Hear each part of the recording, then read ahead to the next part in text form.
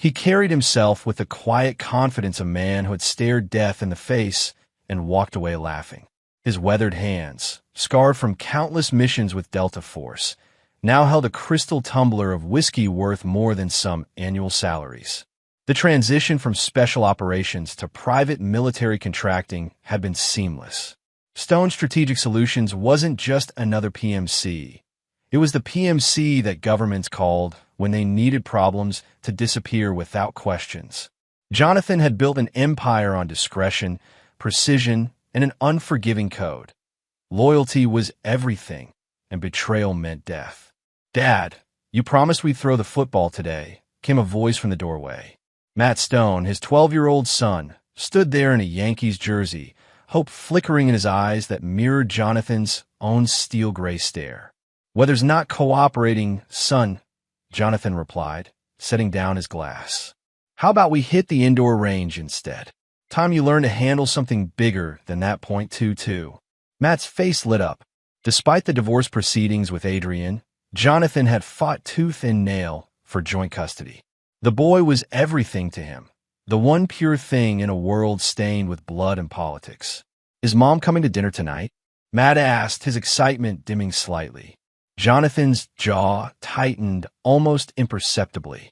Adrian Stone, née Hartman, had been his anchor once. A former State Department analyst, she'd understood the demands of his work, the long deployments, the classified nature of his operations. They'd met at an embassy function in Baghdad. Her brilliant mind and stunning beauty had captivated him instantly. But somewhere along the line, understanding had turned to resentment. The late nights, the sudden disappearances, the blood that sometimes stained his clothes despite his best efforts to leave work at work. It had all become too much for her. Or so she claimed.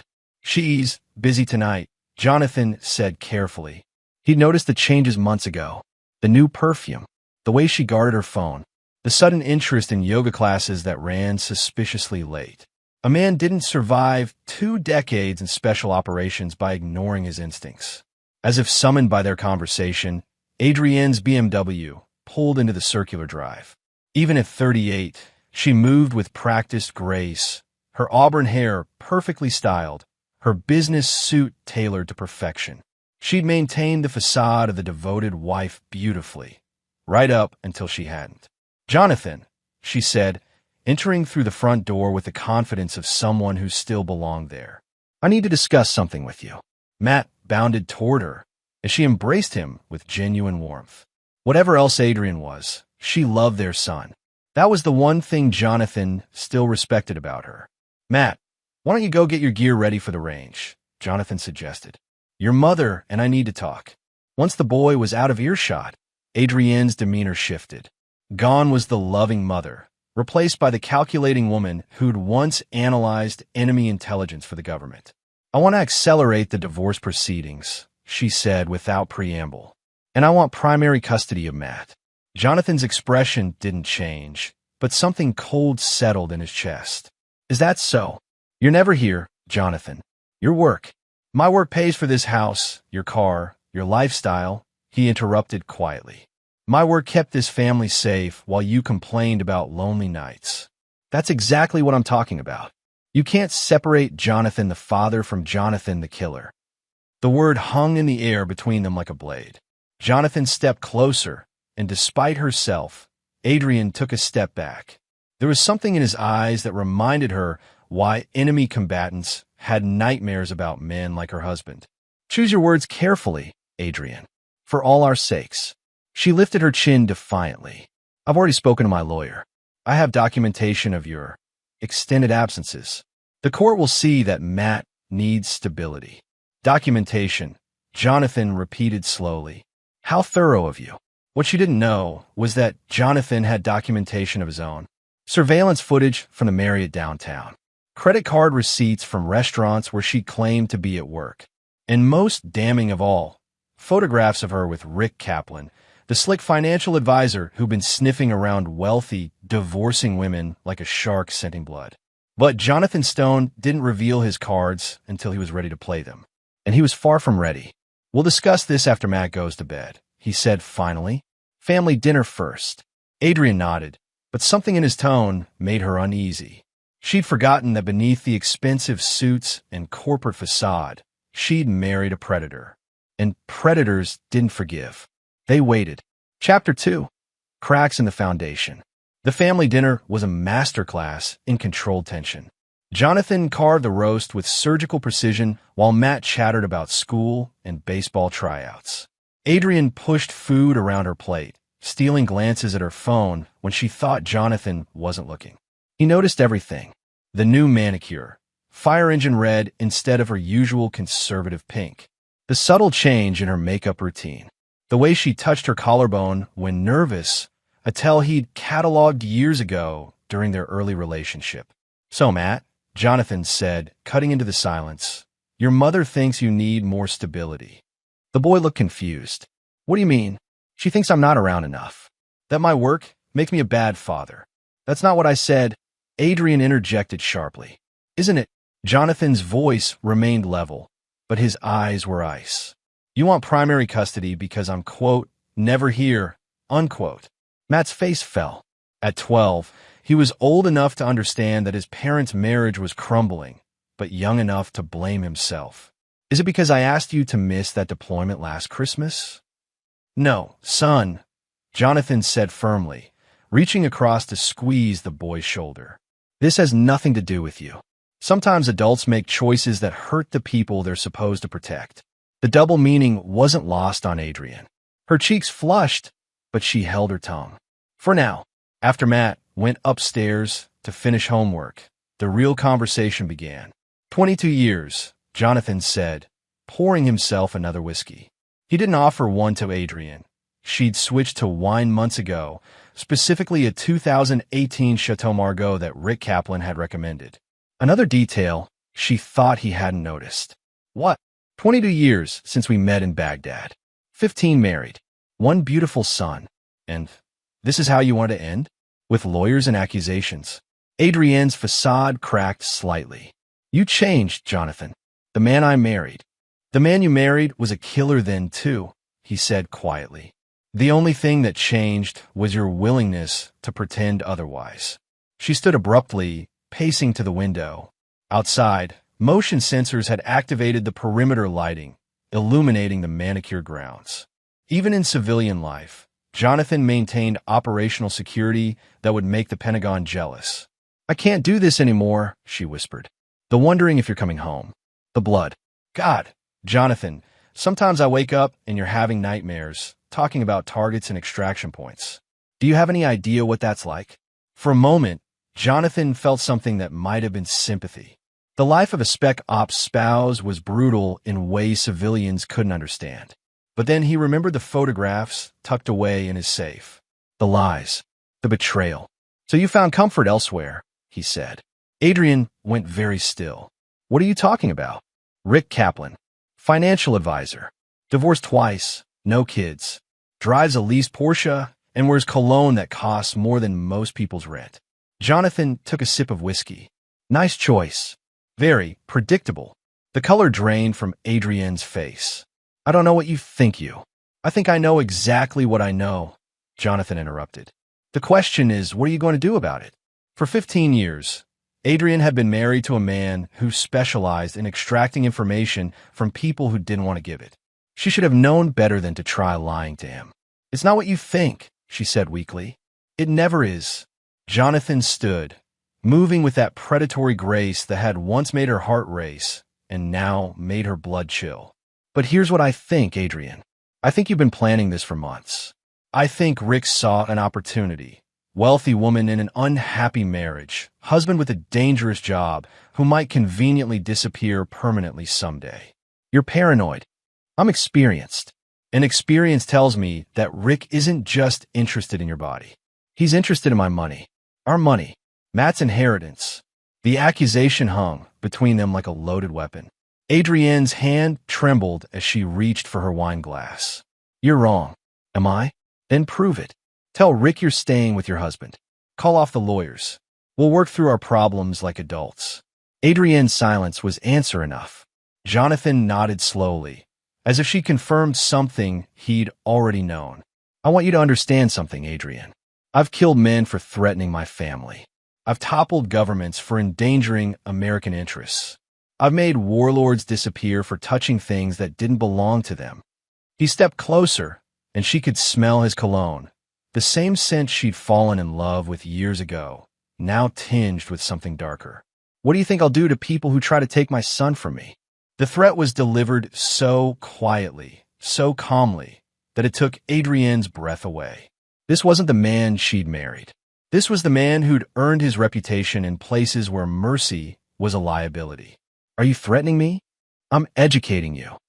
Jonathan finished his whiskey and set the glass down with deliberate care. You want a divorce? Fine, but you'll play by my rules, or you'll discover why my enemies don't stay enemies for very long. Adrienne grabbed her purse with shaking hands. I'm staying at a hotel tonight. Give Rick my regards, Jonathan called after her. As her BMW disappeared down the drive, Jonathan pulled out his phone and dialed a secure number. Kurt, it's Jonathan. I need a full workup on Rick Kaplan. Yeah, the whole package. Financial, personal, criminal, everything. No, it's not business this time. It's personal. He hung up and stared out of the night. 22 years of marriage, and it had come to this. But if Adrienne thought he'd simply roll over and let her destroy their family for a quick thrill with a smooth-talking opportunist, she'd forgotten who she was dealing with. Jonathan Stone had never lost a war. He wasn't about to start now. Chapter 3. The Art of War. The intelligence package on Rick Kaplan arrived within 48 hours, delivered by Kurt Garrett himself. Former Army Ranger, current head of security for Stone Strategic Solutions, Kurt was one of the few men Jonathan trusted completely. They'd served together, bled together, and survived impossible odds together. This guy's a real piece of work, Kurt said, dropping a thick folder on Jonathan's desk. 3 marriages, all to wealthy women. Each divorce netted him a substantial settlement. Classic predatory pattern. Jonathan flipped through the photographs and documents. Rick Kaplan at 36 was undeniably handsome in that artificial way that required significant investment. Capped teeth, subtle plastic surgery, a fitness regimen maintained more for appearance than function. He drove the leased Porsche, lived in an upscale apartment he couldn't quite afford, and had accumulated debts that would cripple most people. Financial situation? Jonathan asked. Hemorrhaging money. The lifestyle costs more than he brings in legitimately. He's been borrowing against future commissions, taking advances from wealthy clients. Kurt pointed to a highlighted section. 3 of his former clients filed complaints with the state regulatory board. Suspicious investment advice that coincidentally required them to liquidate assets he could access. Criminal activity? Nothing prosecutable yet, but the pattern's clear. He identifies wealthy women in vulnerable situations, romances them, gains access to their finances, then orchestrates divorces that leave them grateful for his support. Kurt's expression was grim. Your wife isn't his first military spouse, boss. He targeted a Navy SEAL's wife 2 years ago. Commander lost everything in the divorce, including his kids. Jonathan's hands stilled on the papers. The idea of losing Matt sent something cold and violent crawling through his chest. Where's the SEAL now? Patrick Morrison killed himself 6 months after the custody ruling. The room fell silent except for the ticking of Jonathan's grandfather clock. 2 good men, Jonathan and Patrick, who'd served their country with distinction, both targeted by the same parasite. The difference was that Patrick Morrison had played by the rules. Jonathan Stone was about to break every rule there was. Anything else I should know? Kurt hesitated. There's something unusual about this case. Kaplan usually works alone, but surveillance indicates he's been meeting with someone else. We haven't identified the contact yet, but it's not his usual MO. That was interesting. Jonathan filed the information away for later consideration. What's his current status with Adrienne? She's been staying at the Marriott downtown for 3 days. Room 1247. Kaplan's been visiting regularly, always entering through the parking garage to avoid lobby cameras. Kurt pulled out a tablet showing surveillance footage. He's gotten careless. Arrogant, maybe. Jonathan studied the footage of his wife embracing another man, even expecting it, Seeing the betrayal on screen sent rage coursing through his veins. But he'd learned long ago to channel anger into precision rather than let it control him. I want full surveillance on both of them, he said. Audio, video, communications. I want to know what they're planning. Already in place. Wayne Santiago's handling electronic intercepts. Wes Matthews has physical surveillance. Jonathan nodded. His core team, all former special operations, all absolutely loyal. They'd followed him from government service to private contracting, and they'd follow him into hell if he asked. There's one more thing, Kurt said quietly. Matt called my wife yesterday. Kid's pretty torn up about his parents splitting. Asked if there was anything he could do to fix things. The news hit Jonathan harder than he'd expected. His son, trying to solve adult problems with a child's innocence. It reinforced his resolve. Whatever else happened, Matt would be protected, even if it meant destroying everyone who threatened him. Set up a meeting with Adrian, Jonathan said. Neutral ground. Tell her I want to discuss terms. Boss, are you sure that's wise? Given what we know about Kaplan's history. I'm sure. Jonathan's voice carried the tone that had once commanded men in combat. But have the team ready. Something tells me this is about to get complicated. That evening, Matt was unusually quiet during dinner. They ate takeout Chinese food in the kitchen, the formal dining room feeling too empty without Adrienne's presence, however strained that presence had become. Dad, Matt said finally, picking at his lo mein. Yes, son? Are you and Mom getting divorced because of me? Jonathan set down his chopsticks and gave Matt his full attention. Why would you think that? Because you guys never fight about anything except stuff that has to do with me. Like when you missed my baseball game for that mission, or when Mom wanted me to go to that fancy private school and you said no. Out of the mouths of babes. Matt had identified something Jonathan had missed. Their marriage had fractured around their son, with each parent pulling in different directions. But that didn't make the boy responsible for Adrienne's betrayal. Matt, look at me. Jonathan waited until his son's eyes met his. Your mother and I are having problems because adults sometimes make bad choices. This has nothing to do with you being born or anything you've done or failed to do. You understand me. But if I was different, if you were different, I wouldn't love you as much as I do. Jonathan reached across and ruffled Matt's hair. You're the best thing your mother and I ever created together. No matter what happens between us, that will never change. Matt nodded, but Jonathan could see the boy wasn't entirely convinced. Kids always blamed themselves when their world fell apart. It was one more sin to lay at Rick Kaplan's feet. Later that night, after Matt was asleep, Jonathan reviewed the surveillance reports. Kaplan and Adrian were meeting with increasing frequency, and their conversations were becoming bolder. Audio intercepts revealed discussions about asset division, custody strategies, and something else that made Jonathan's blood run cold. Insurance policies. Specifically, the substantial life insurance policy Jonathan carried through his PMC work. The kind of policy that would leave Adrian and Matt very wealthy if something unfortunate happened to him in the field. Jonathan poured himself 3 fingers of bourbon and stared at the transcripts. Patrick Morrison hadn't just lost his family. He'd been driven to suicide by a man who profited for broken lives. And now that same predator was circling Jonathan's family, with Jonathan himself potentially in the crosshairs. But Patrick Morrison had been a good man who'd trusted the system to protect him. Jonathan Stone was something different entirely. He was a weapon that governments pointed at problems they needed to disappear. Time to remind everyone exactly what that meant. Chapter 4. Reconnaissance and Revelation. The meeting with Adrian was scheduled for noon at a coffee shop downtown. Neutral territory where neither could make a scene. Jonathan arrived 15 minutes early, selecting a table with clear sight lines to all entrances and exits. Old habits from a lifetime of dangerous meetings. Adrian appeared exactly on time, her punctuality a remnant of their military life together. She looked tired, Jonathan noticed. The affair was taking its toll, though whether from guilt or the stress of deception, he couldn't tell. Thank you for agreeing to talk, she said, settling into the chair across from him. I'm told you want to accelerate our divorce proceedings, Jonathan replied without preamble. I'm curious about the rush. Adrienne's jaw tightened. I think a clean break will be better for everyone, especially Matt. Interesting timing. Just when you found someone new to occupy your attention. This isn't about Rick, isn't it?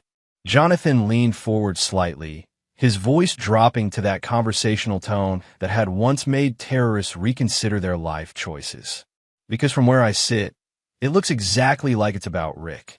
Rick Kaplan, twice divorced, currently drowning in debt, with a history of targeting vulnerable women in failing marriages.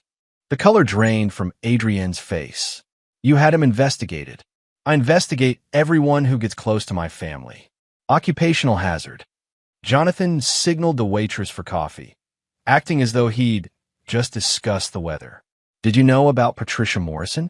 Navy wife, divorced her SEAL husband with Rick's help. Her ex-husband ate his service pistol 6 months later. You're lying. Patricia kept the house, the kids, and a substantial alimony settlement. Rick married her 8 months after the divorce was finalized. Jonathan accepted his coffee with a nod of thanks to the waitress. The marriage lasted 18 months. Patricia's now living in a 1-bedroom apartment in Tucson, working double shifts at a call center. Adrienne's hand trembled as she reached for her water glass. Rick wouldn't what? Seduce a lonely military wife? Convince her that her husband was the problem? Help her hire lawyers who specialized in bleeding men dry? Which part seems out of character based on what you know about him?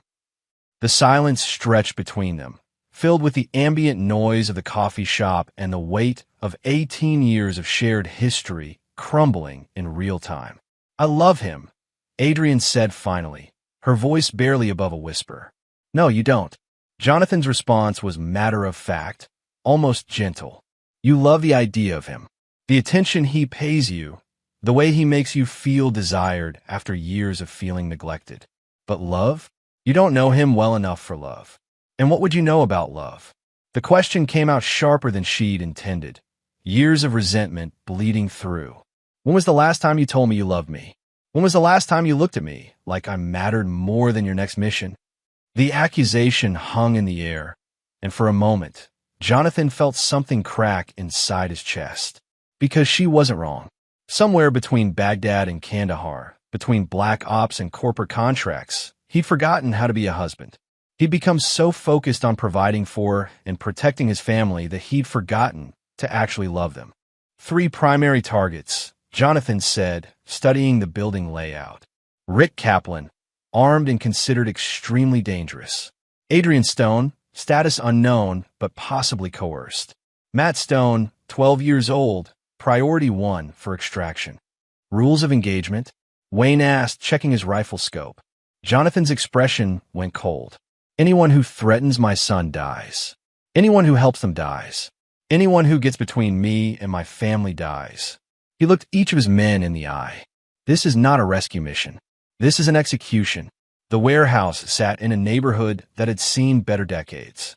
Industrial buildings in various stages of decay, separated by weedy lots and cracked parking areas. Perfect for someone who wanted privacy for illegal activities. Jonathan approached from the south, using abandoned machinery and rusted containers for cover. His team had fanned out to surrounding positions, ready to provide overwatch and cut off any escape routes. The night vision goggles turned the darkness into a green-tinted landscape where every shadow could hide death. His earpiece crackled softly. Overwatch in position. 2 vehicles visible. Adrienne's BMW and an unknown sedan. Thermal shows 4 heat signatures in the main building. 4 signatures. That meant Rick had backup. A complication, but not an unexpected one. Jonathan adjusted his approach, moving with the fluid grace of a predator closing on its prey. The warehouse loading dock had been forced open, the corrugated metal door hanging at an angle that screamed amateur hour. Jonathan slipped through the gap and into the building's interior, his weapon ready. The space was vast and mostly empty, broken only by support columns and scattered debris. Industrial lighting cast harsh shadows that would have hidden a dozen men, but Jonathan's enhanced vision revealed the truth. Rick Kaplan stood in the center of the space, obviously nervous despite his confident phone manner. 2 other men flanked him, hired muscle who looked more comfortable shaking down debtors than facing military-trained opposition. And there, near the back wall, were Adrian and Matt. His wife sat zip-tied to a metal chair, her face bruised but her eyes alert. Matt knelt beside her, similarly restrained, but Jonathan could see the boy scanning for opportunities. Good. The kid had been paying attention during their camping trips and self-defense lessons. Jonathan, Rick's voice echoed in the empty space. I know you're here. Come out where we can see you, or this gets unpleasant quickly. Instead of responding, Jonathan activated his throat mic, package located. 2 unknown hostiles in addition to primary target. Request immediate support. Negative, Kurt's voice replied. Let it play out. We have Overwatch. Jonathan understood. His team was in position, but they were letting him take the lead, partly because he'd ordered it, partly because they knew this had become personal in a way that transcended tactics and strategy. He stepped into the light, his hands visible, but his stance ready for violence. I'm here, Rick. Let them go. Rick Kaplan was smaller in person than he'd appeared in the surveillance photos, with the soft look of a man who relied on manipulation rather than strength.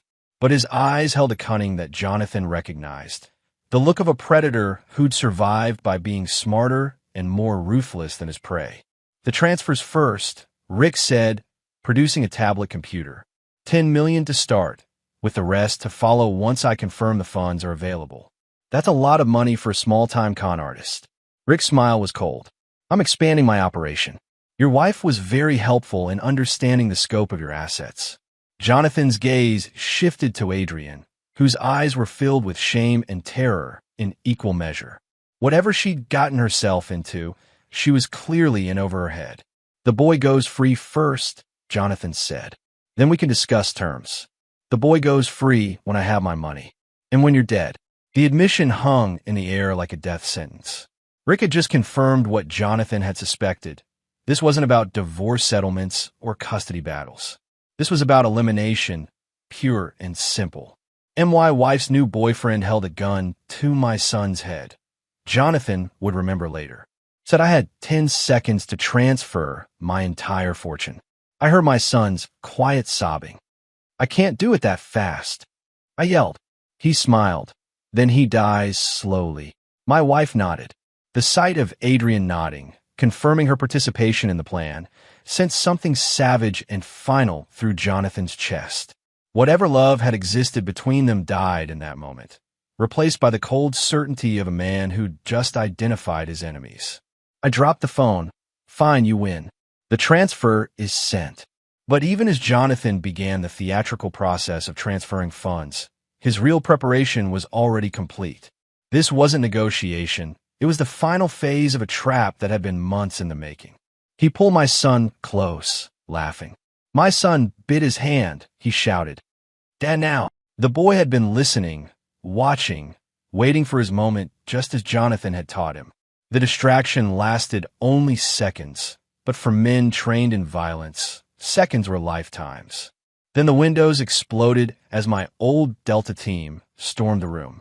Then a dozen red dots appeared on their bodies. But that was still to come. First, Jonathan had to set the stage for the kind of justice that courts couldn't deliver. Chapter 6, The Reckoning begins. The warehouse fell silent, except for Matt's quiet sobbing and the distant hum of industrial ventilation. Rick Kaplan stood with his gun trained on the boy, confident in his position, but clearly nervous about Jonathan's calm demeanor. You're taking this very well for a man about to lose everything, Rick observed, tablet computer balanced in his free hand. I've been in worse situations, Jonathan replied matter-of-factly. Usually turns out the people pointing guns at me haven't thought their plan through completely. My plan is fine. Money transferred. You disappear. Adrian becomes a grieving widow with a very substantial inheritance.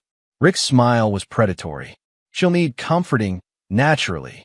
Jonathan glanced at his wife, whose face had gone ashen at Rick's casual mention of murder. Still think this is about love. Adrian? I never wanted, she began. She never wanted you dead, Rick interrupted. Initially, but people change their minds when they understand the stakes. He gestured with the gun toward Jonathan. Your husband has made a lot of enemies over the years. Cartel leaders, terrorist commanders, government officials who discovered their corruption have been exposed. Any one of them would pay handsomely to know where to find Jonathan Stone. The pieces clicked into place with crystalline clarity. This wasn't just about divorce money or insurance payouts. Rick had been gathering intelligence on Jonathan's operations, his enemies, his vulnerabilities. He was planning to sell that information to the highest bidder, with Jonathan's death as proof of good faith. How much? Jonathan asked. Excuse me? But that didn't excuse betrayal. And it sure as hell didn't excuse putting Matt at risk. You're right, he said quietly. I failed as a husband. I let my work consume me, and I took you for granted. But instead of talking to me about it, you decided to fuck a con artist. Adrian flinched at the crude language. Jonathan rarely swore around her, and never in public. And now, he continued, that con artist is pushing you to accelerate our divorce so he can get his hands on my assets faster. Tell me, Adrian, has he mentioned my life insurance policy yet? This time, she couldn't hide her shock. Her eyes widened, and her breath caught in a way that confirmed Jonathan's worst suspicions. How did I what? How did I know that your boyfriend has been researching the payout on my death benefits? How did I know he's been asking questions about my upcoming deployment to Somalia? Jonathan's voice remained calm, but something dangerous flickered in his eyes. Did you really think I wouldn't notice someone plotting my murder? It's not like that, Adrian whispered, but her protest lacked conviction. Then what is it like? Explain to me how discussing my life insurance with your lover is somehow innocent. The coffee shop suddenly felt too small, too public for this conversation. Other patrons were beginning to stare, sensing the tension radiating from their table. We should go somewhere more private, Adrian said. No. Jonathan's tone brooked no argument. We're finishing this here, where there are witnesses. Tell me about the insurance policy, Adrian. Tell me about the deployment schedule Rick's been so interested in. When she didn't respond, Jonathan pulled out his phone and played an audio file. Rick's voice, clear and confident, filled the space between them. The policy pays out double for death in combat zones. 3 million becomes 6 million if something happens during the Somalia operation. All we need to do is make sure the divorce isn't finalized before he deploys. Adrienne's face went white as the recording continued. These PMC guys have dangerous jobs, babe. Accidents happen all the time, especially to men who've made enemies around the world. Jonathan stopped the playback and put his phone away. Still think this is about love? Tears were streaming down Adrienne's face now, a mixture of shame and terror. She'd crossed a line that couldn't be uncrossed, and they both knew it. I never wanted you to get hurt, she whispered. Rick said, he said you had so many enemies that someone would eventually kill me, and you might as well profit from it, Jonathan finished. Very practical, very romantic. He stood, throwing a 20 on the table to cover their untouched drinks. Here's what's going to happen, Adrian. You're going to end things with Rick. Today. Then you're going to come home, and we're going to tell Matt that Mommy and Daddy work things out. I can't do that. You can, and you will. Because the alternative is that I start treating Rick Kaplan like the hostile combatant he is. Jonathan leaned down, his voice dropping to a whisper that only she could hear. You've forgotten what I do for a living, but I haven't. And I've never failed to eliminate a threat to my family. As he walked away, Adrian sat frozen at the table, understanding for the first time that she hadn't just betrayed her husband. She declared war on one of the most dangerous men alive. And wars with Jonathan Stone had only one possible outcome. Chapter 5, The Trap Springs. 3 days passed before Rick Kaplan made his move. Jonathan had expected subtlety, a gradual escalation, careful planning. Instead, Rick displayed the arrogance of a man who'd succeeded too many times against unprepared opponents. The call came at 2:17 a.m., jarring Jonathan from the light sleep of a professional who'd learned to wake alert and ready. Matt's panicked voice cut through the fog instantly. Dad, help me. Then a different voice, smooth and confident. Hello, Jonathan. I believe we have something to discuss. Jonathan was out of bed and reaching for the secure phone before Rick finished speaking. Speed dial connected him to Kurt Garrett, whose voice came through clear and alert. The man slept like a soldier, ready for action at a moment's notice. Primary package is compromised, Jonathan said, using the code they'd established for Matt. Execute Overwatch. Copy. 3 minutes out. Jonathan was already pulling on tactical gear, his movements precise and automatic.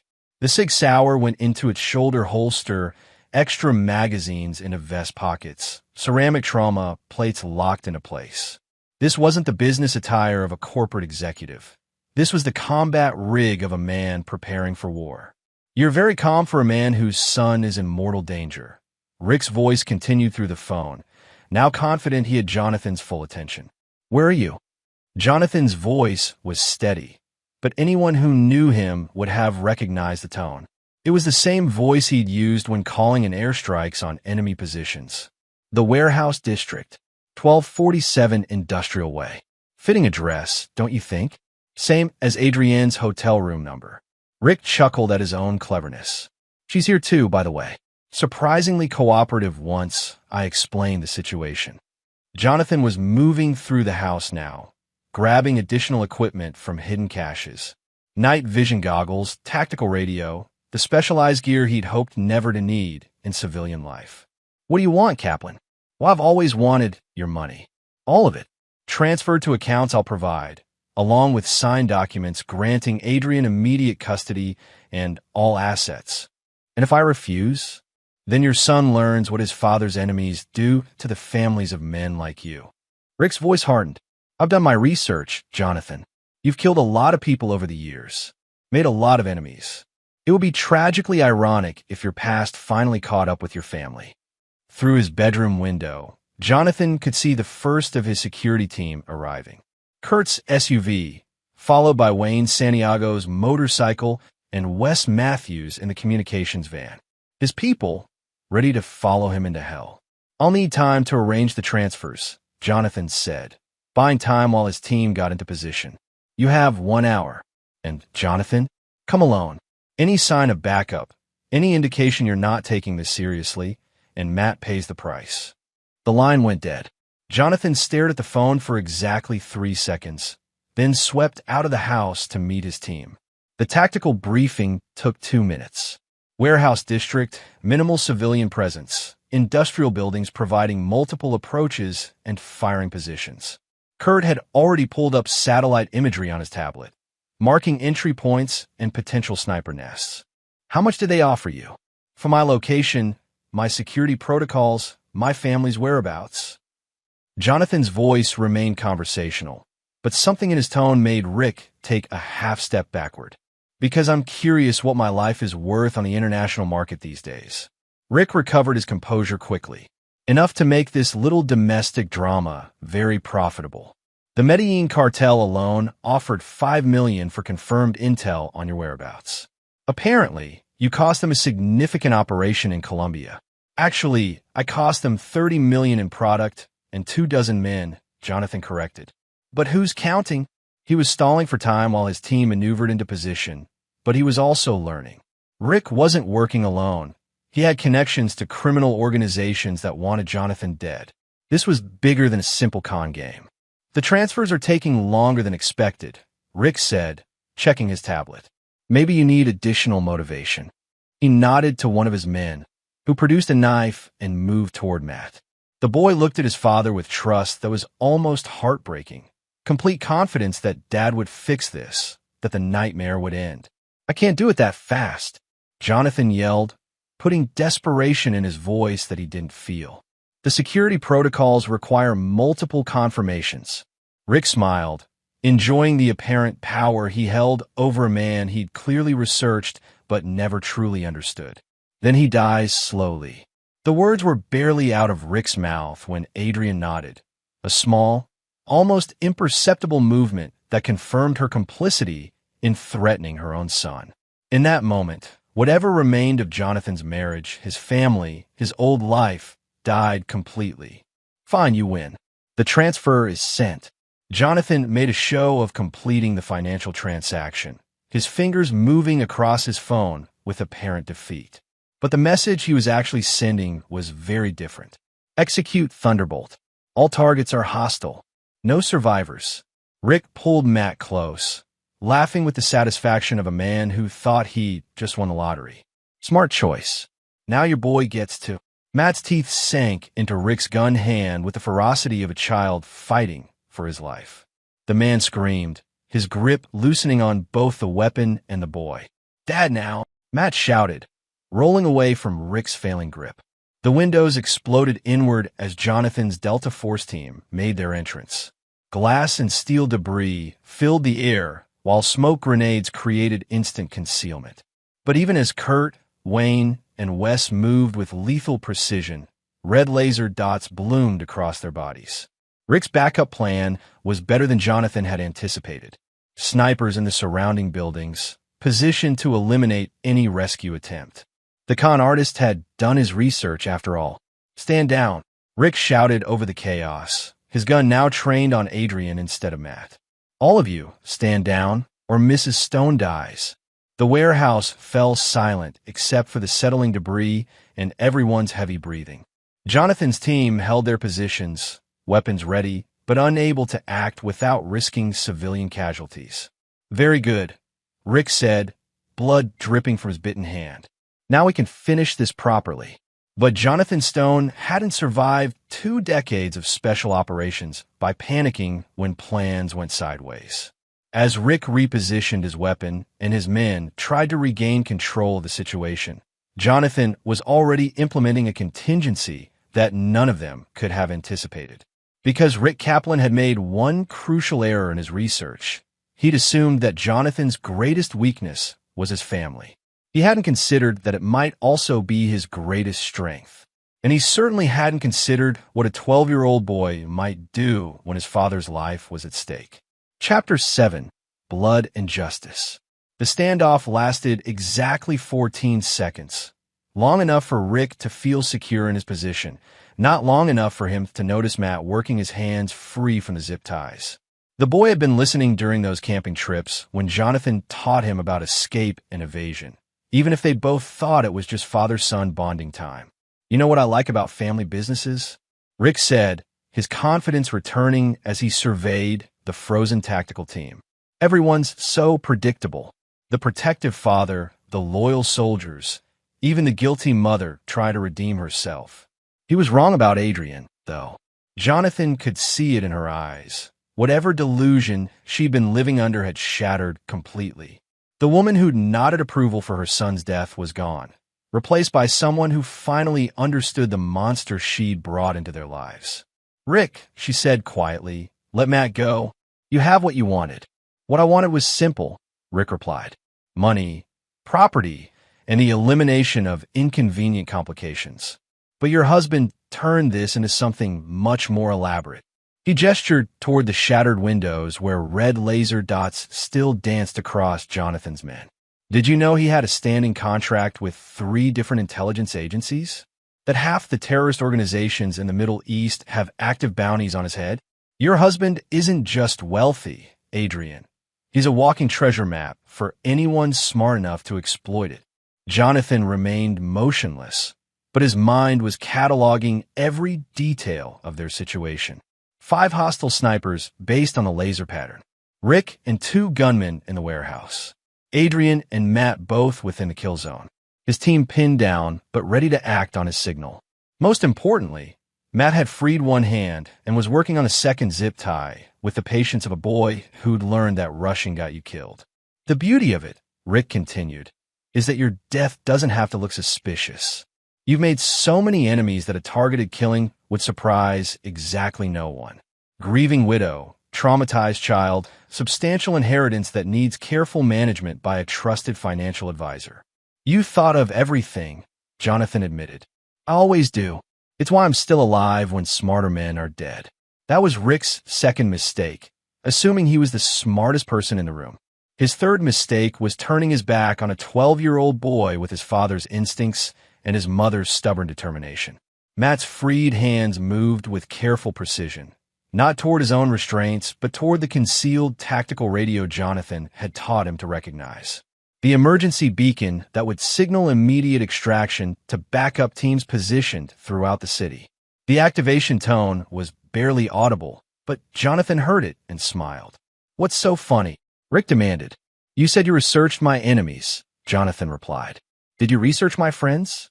The question hung in air for exactly 3 seconds before the building's power died, plunging the warehouse into complete darkness.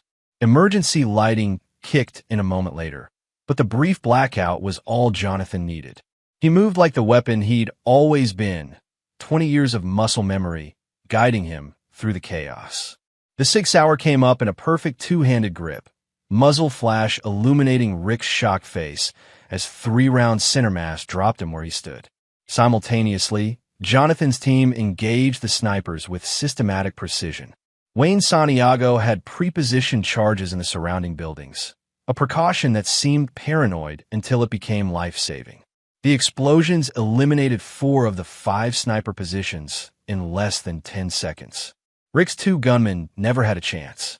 Kurt Garrett and Wes Matthews moved like the professionals they were, suppressed weapons, coughing quietly as they eliminated the threats with surgical accuracy. The 5th sniper, however, had maintained his position and was drawing a bead on Matt when Adrienne threw herself between the laser sight and her son. The high-powered rifle round took her in the chest, spinning her around and dropping her to the concrete floor. Jonathan's return fire was immediate and devastating. The .300 Winchester Magnum round from his backup rifle turned the distant sniper's head in a mist, ending the threat permanently. Silence fell over the warehouse like a suffocating blanket. Jonathan moved immediately to Matt, who was kneeling beside his mother's still form.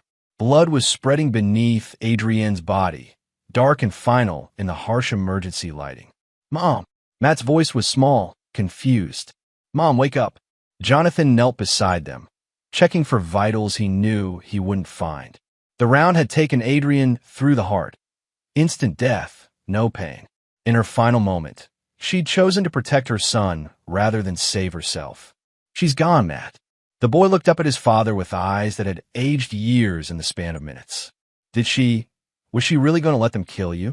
It was the question Jonathan had been dreading, because the answer would shape how Matt remembered his mother for the rest of his life. He could lie, protect the boy from the full truth. Or he could tell him what he needed to know to survive in a world where the people you trusted could betray you. "She made mistakes," Jonathan said carefully. "Big ones. But in the end, she chose to protect you." It wasn't the whole truth, but it was enough truth for a 12-year-old boy who'd just lost his mother and nearly lost his father in the same night. Kurt appeared at Jonathan's shoulder.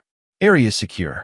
Local PD is 20 minutes out, and we've got federal contacts who can handle the scene."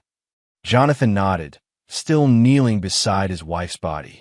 18 years of marriage ended in violence and betrayal. But Matt was alive, and that was what mattered now. "Dad!" Matt's voice was steady despite everything he'd witnessed. "What happens now?" Jonathan looked down at his son. The only family he had left, the only thing in his life that was still pure and worth protecting. "Now we make sure this never happens again." But even as he spoke the words, Jonathan knew that Rick Kaplan's death was just the beginning. The man had connections, employers, people who would want to know why their asset had suddenly gone silent. The war for his family's safety was far from over. Chapter 8: Ghosts and Consequences. The federal cleanup team arrived within an hour, transforming the warehouse into a sterile crime scene with the efficiency of people who'd done this many times before. Jonathan recognized the lead agent, Sarah Chun, CIA liaison he'd worked with during his PMC days. She surveyed the carnage with professional detachment. 5 dead, including a federal informant, she said, checking her tablet. "This is going to require some creative paperwork." "Rick Kaplan was working for you?" Jonathan asked, though he wasn't entirely surprised. The man's intelligence network had been too sophisticated for a simple con artist. "Not directly. He was feeding us information about cartel financial networks in exchange for immunity on some wire fraud charges." Shin glanced toward the covered bodies. "Obviously, that arrangement is now terminated." Matt sat in the back of an ambulance, being checked by paramedics despite his protests that he was fine. The boy had witnessed more violence in one night than most adults saw in a lifetime, but he seemed to be handling it with the same steady calm that had kept him alive. "What's the official story?" Jonathan asked. "Home invasion gone wrong. Mrs. Stone surprised the intruders and was killed protecting her son. You arrived with private security and eliminated the threats." Chen's expression was neutral.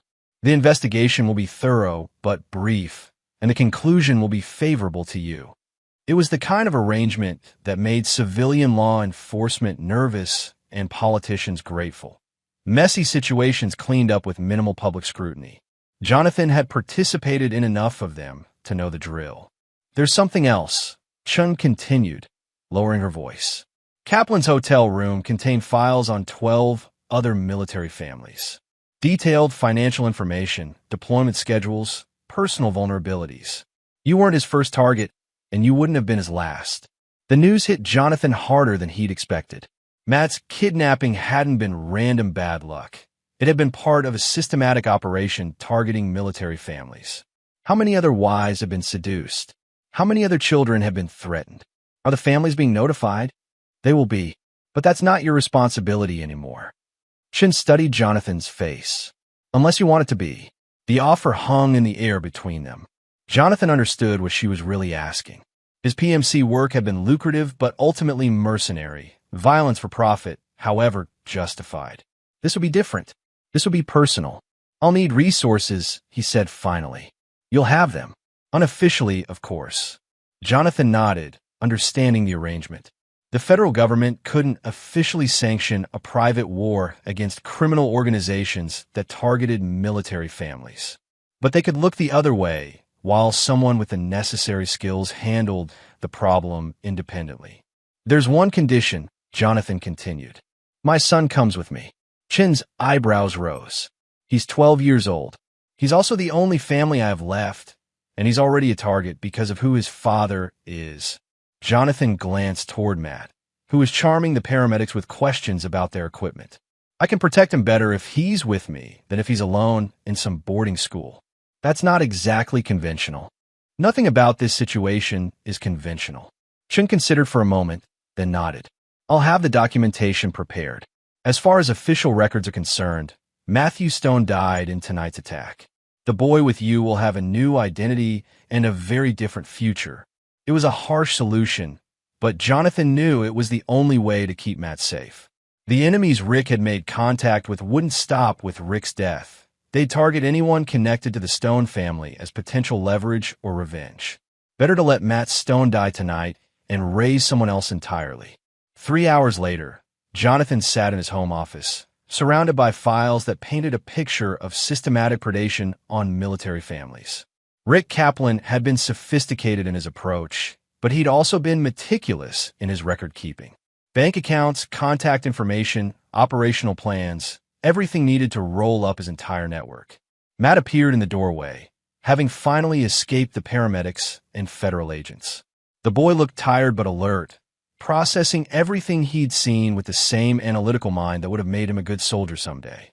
"Are we in danger?" he asked directly. "Yes," Jonathan replied, seeing no point in sugarcoating the truth. "The men your mother's boyfriend was working with won't be happy about losing their investment. They'll try to use us to recoup their losses. So what do we do?" Jonathan studied his son, really looked at him for the first time since the warehouse. Matt had his mother's intelligence, but his father's steady nerves. He'd survived a kidnapping and witnessed multiple deaths without falling apart. Most importantly, he'd acted decisively when it mattered most. "We disappear," Jonathan said. "Officially, you died tonight along with your mother. Unofficially, you're going to learn the family business." "Which is?" "Hunting monsters." Matt considered this for a long moment, then nodded with the seriousness of someone much older. "When do we start?" Jonathan smiled for the first time since the nightmare began. His son was definitely his father's boy. "Now, but first, you need to understand something important." Jonathan leaned forward, meeting Matt's eyes. "Your mother made terrible choices tonight. She betrayed our family and put you in danger. But she also died protecting you when it mattered most." "I know," Matt said quietly. I heard what she said to him about letting me go. People are complicated. They could be good and bad, loyal and treacherous, sometimes in the same moment. The important thing is learning to tell the difference before it's too late. Matt nodded, absorbing the lesson. Will we ever be safe again? Safety is an illusion, Jonathan replied. But we'll be prepared, and preparation is better than safety.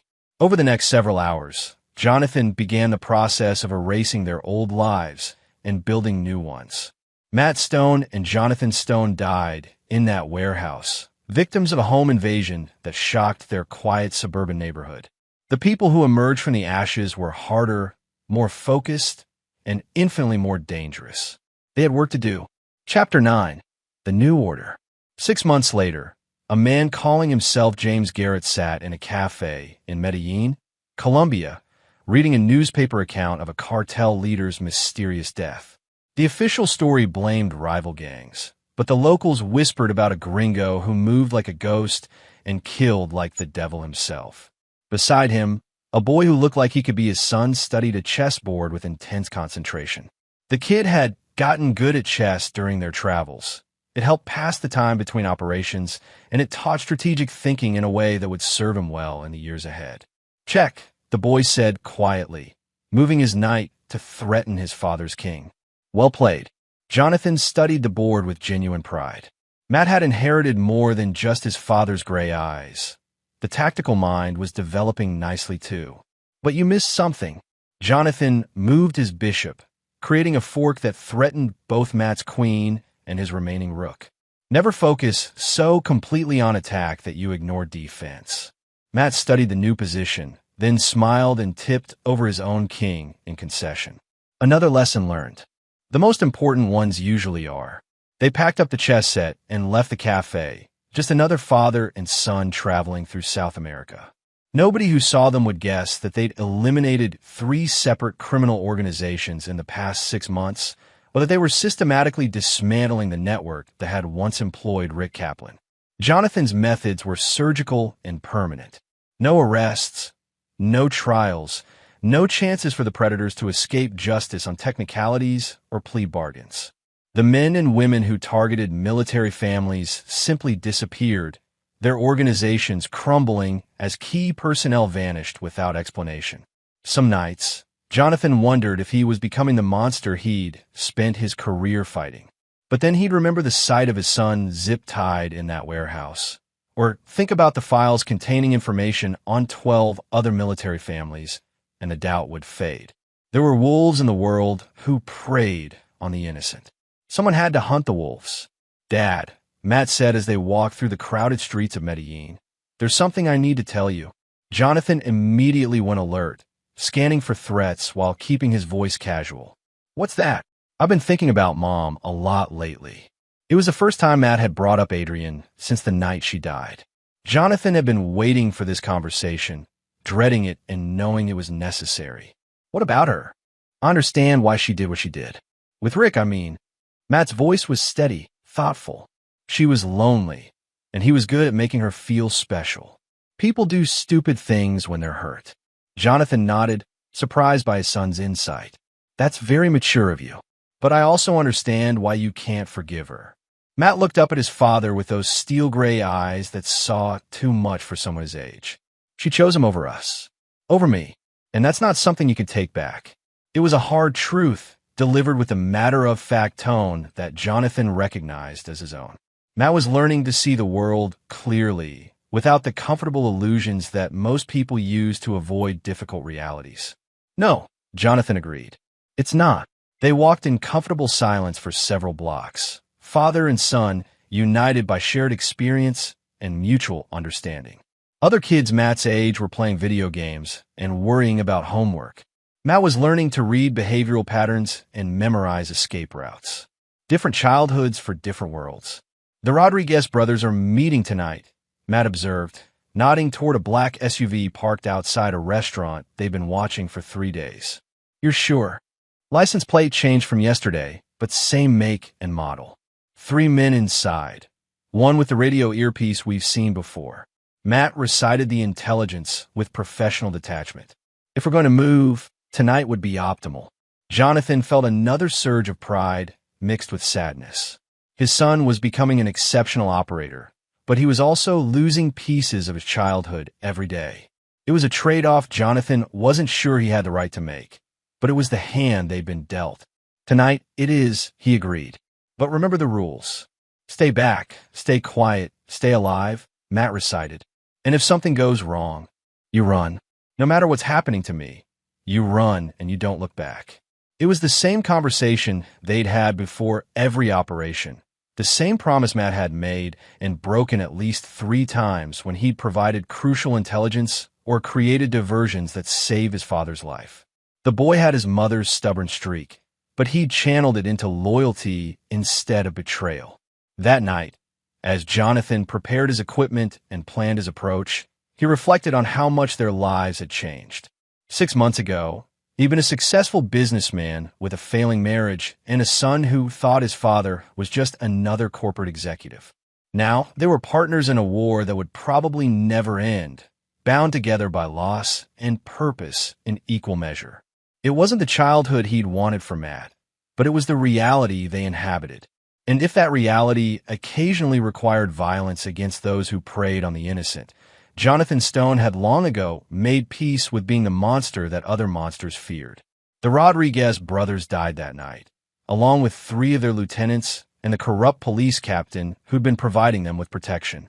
The official investigation would blame rival cartels, but Jonathan knew the truth would spread through the criminal underground like wildfire. There was a new player in the game, one who moved with military precision and showed no mercy to those who targeted American military families. The smart criminals would adjust their behavior. The stupid ones would try to retaliate. Jonathan hoped they were all stupid. It would make the job so much easier. As they left Medellin on a late-night flight to Guatemala City, Matt fell asleep against his father's shoulder. For a moment, watching his son sleep, Jonathan allowed himself to imagine a different life. A normal life where they could go home, where Matt could attend regular school and make friends his own age. But that life had died in a warehouse along with Adrian Stone and Rick Kaplan. This was their life now, brutal, necessary, and strangely fulfilling in its terrible clarity. Jonathan Stone had never forgiven anyone who betrayed him, and he never would. But he learned something important that night. Forgiveness was overrated. Justice was what mattered, and justice was what he and his son would deliver to anyone who threatened the innocent. One target at a time, until there were no targets left. The plane lifted off into the dark Colombian sky, carrying 2 ghosts toward their next destination and their next mission. Behind them, the criminal network that had once employed Rick Kaplan continued to crumble, its operatives disappearing one by one into the same darkness that had claimed their employers. In the intelligence community, rumors began to circulate about a father-son team that appeared wherever military families were threatened. Ghost stories, some called them. Urban legends. But the criminals knew better. They knew that monsters were real, and that sometimes the monsters hunted other monsters. And sometimes that was exactly what the world needed. And there you have it. Another story comes to an end. What did you think? I'd love to hear your thoughts in the comments below. If you enjoy this story, consider joining our community by subscribing. It means the world to us. For more stories like this one, check out the recommended videos on screen, and I'll see you there.